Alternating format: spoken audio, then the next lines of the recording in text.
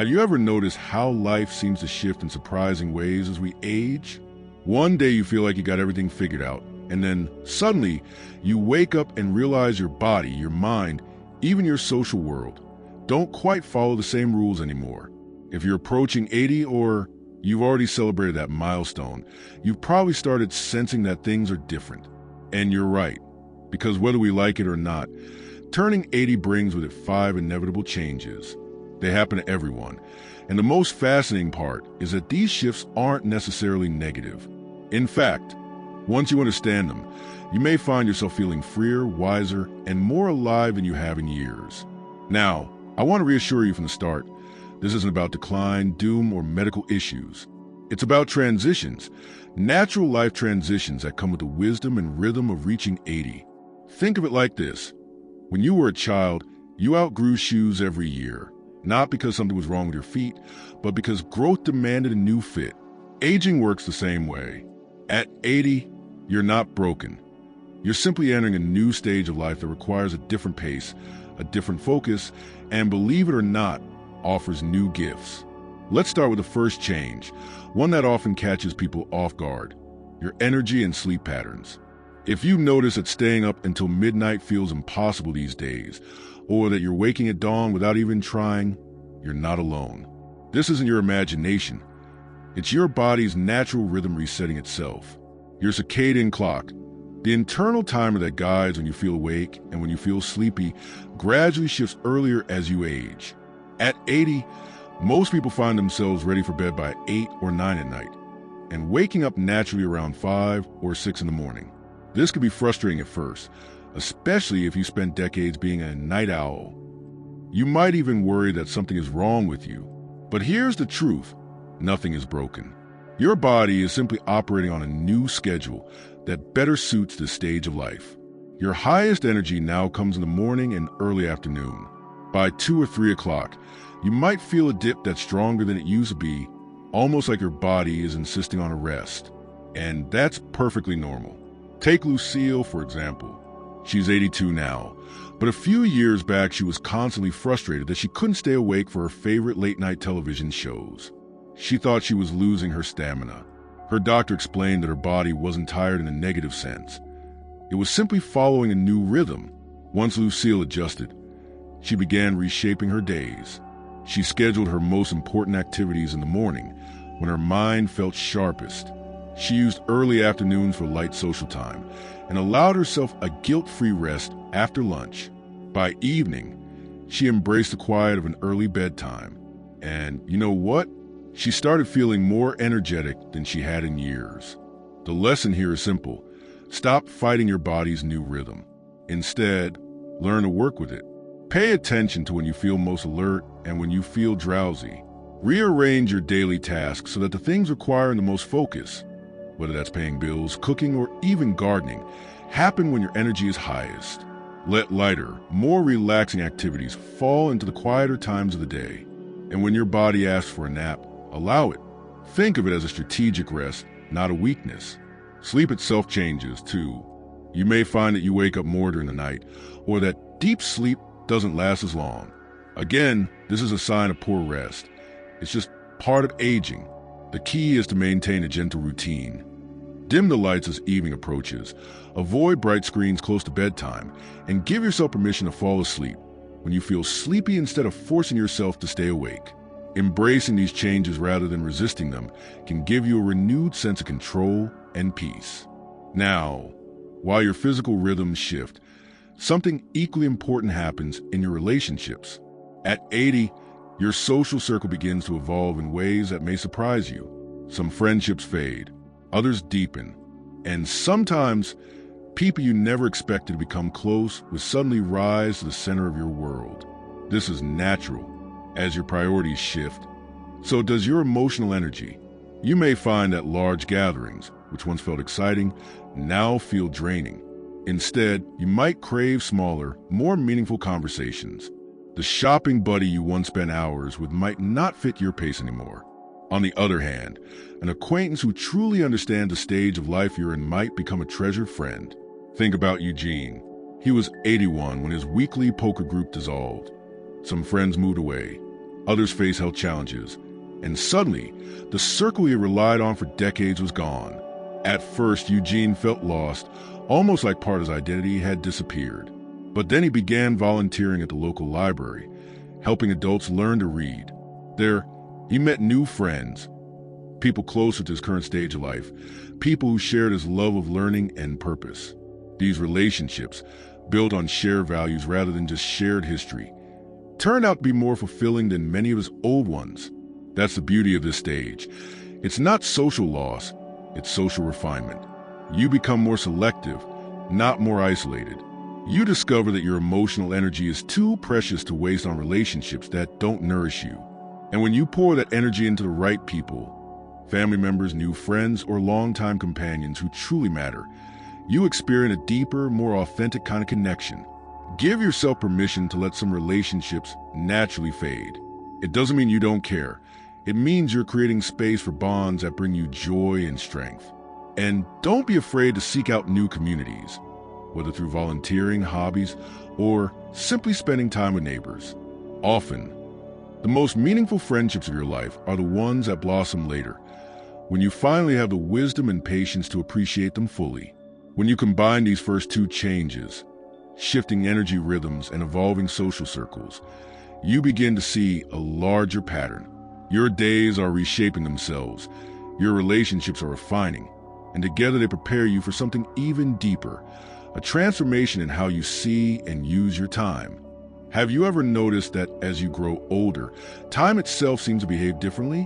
When you were younger, you may have felt like you had endless days ahead, so it didn't matter much if you wasted a few. But once you cross into your 80s, something remarkable happens. Time becomes sharper, more precious, almost like a lens that brings everything into clearer focus. You begin to see your days not as endless stretches, but as valuable opportunities to be used with purpose. This isn't about running out of time. It's about finally realizing what time is truly for. Psychologists call it shift in time perspective, but you don't need a scientific term to recognize the feeling. At 80, you care less about meeting other people's expectations and more about what genuinely matters to you. The obligations and social appearances that once seemed so pressing, attending every event, keeping up with neighbors, saying yes to things you want to do, start to feel irrelevant. And that change is liberating. Take Ruby, for example. For decades, she was one of the most active members of her church. She organized events, served on committees, and always said yes when asked to help. But by the time she turned 83, she realized that all those duties, while noble, were draining her spirit. What she really longed for was time in her garden, where she could feel the soil in her hands, nurture flowers, and simply be present with the life around her. So Ruby made a decision that shocked her friends. She stepped down from her committees and traded Sunday mornings of obligation for mornings in the garden. At first, people worried she was withdrawing. But Ruby wasn't withdrawing.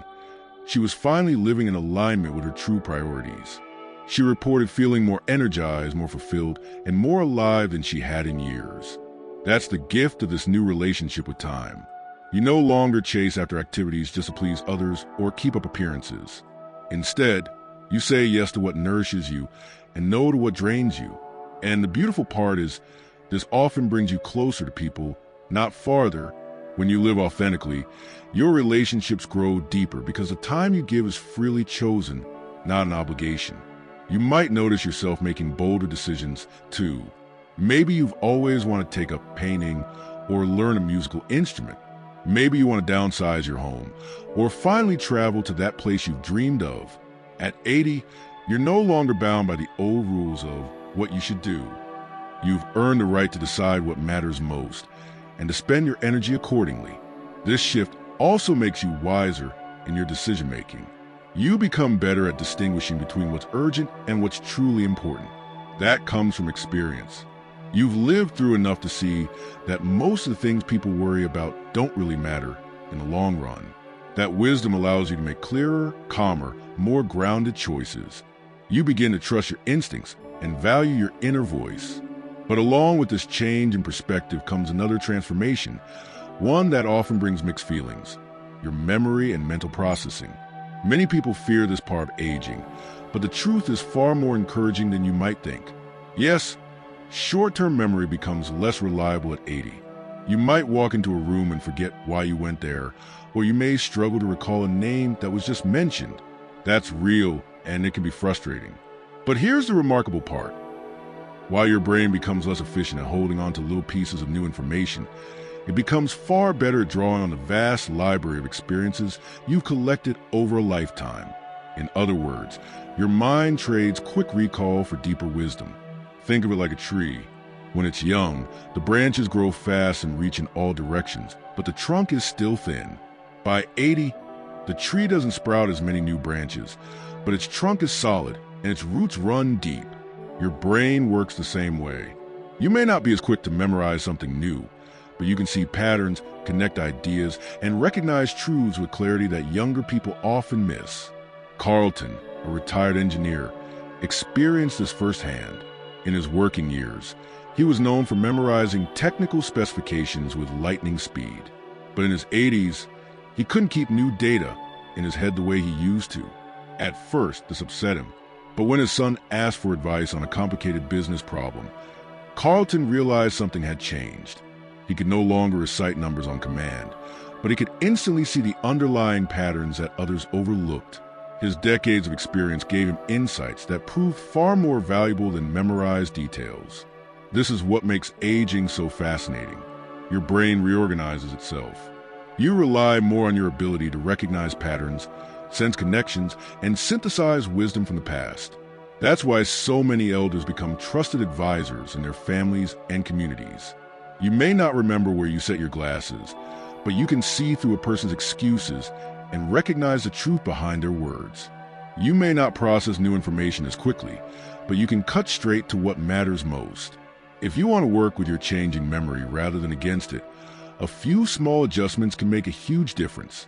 Keep a notepad or use reminders for little things, freeing your mental energy for the deeper thinking you're now better at than ever. Choose activities that engage your mind in ways that build on your experience. Strategy games, mentoring younger people, or solving complex problems that benefit from life wisdom. These practices remind you that your thinking hasn't weakened. It's simply specialized. You're no longer wired for speed, but for depth, and depth has its own power. So as you can see, turning 80 reshapes both your relationship with time and the way your mind works. And together, these changes create something extraordinary.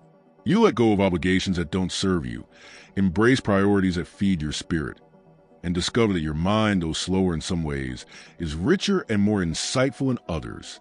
When you step into the stage with acceptance, you realize it isn't about decline at all. It's about transformation.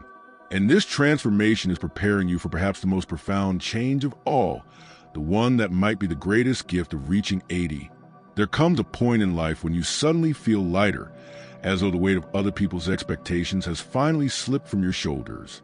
For many, that moment arrives around 80. And it's not because you stop caring about the people around you. It's because you start caring even more about being true to yourself. This is the fifth and perhaps most liberating change of all, an unexpected sense of freedom and authenticity. For most of your adult life, you probably carried a long list of roles and responsibilities. Maybe you were a provider, a parent, a spouse, a dedicated worker, or someone who always volunteered their time for community. These roles were important, and they shaped the life you built. But they also came with pressures to behave a certain way, to keep up appearances, to put other people's needs before your own. And while there's pride in that, there's also sacrifice. At 80, something shifts. Many of those external pressures fade away. Your career is behind you. Your children are grown. Society is no longer watching you through the lens of productivity or accomplishment. And for perhaps the first time, you have full permission to live as the person you really are. This authenticity shows up in many ways. Some people start expressing opinions they once kept quiet, feeling no need to sugarcoat their truth anymore.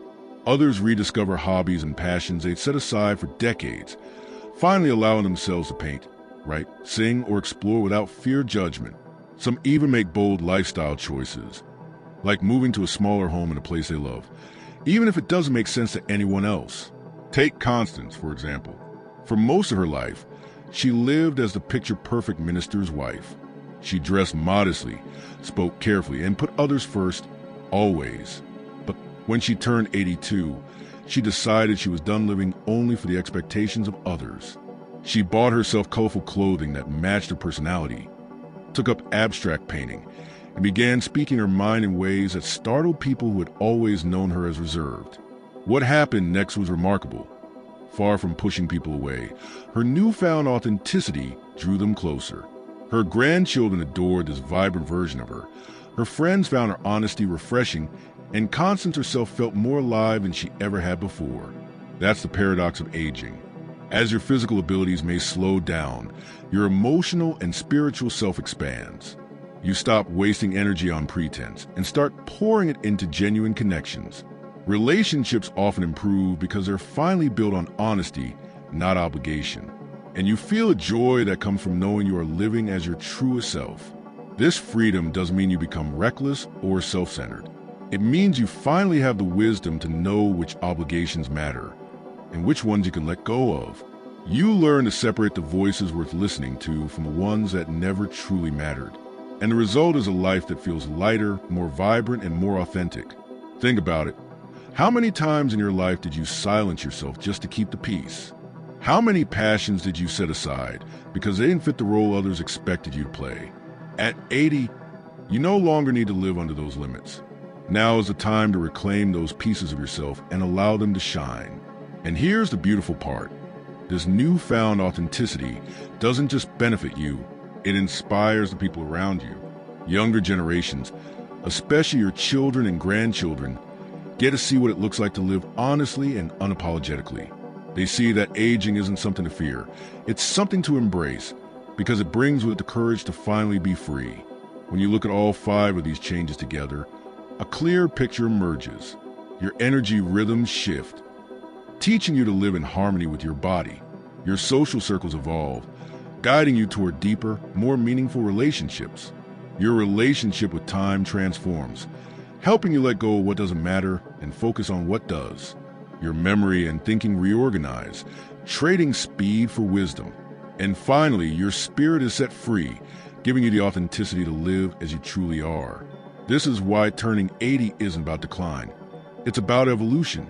It's about stepping into a stage of life where you can finally see the world clearly, act with wisdom, and live with freedom. When you stop fighting these changes and instead embrace them, life at 80 can be more intentional, more satisfying, and even more joyful than decades before. So if you're approaching 80 or you're already there, remember this. You're not losing yourself. You're becoming a new version of yourself, a version refined by experience, strengthened by wisdom, and liberated from unnecessary expectations. Aging doesn't take away your value. It reveals it. I'd love to know how these changes are showing up in your own life. Have you noticed shifts in your energy, your friendships, or the way you see time? Do you feel freer to be yourself now than you did years ago? Share your story in the comments.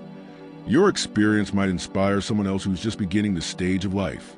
And if this message resonated with you, don't forget to like this video and subscribe to our channel. We're building a community where every stage of life is valued, and your voice is an important part of it. Here's to living with wisdom, joy, and authenticity. Because at 80, you're not just older, you're becoming the truest version of yourself.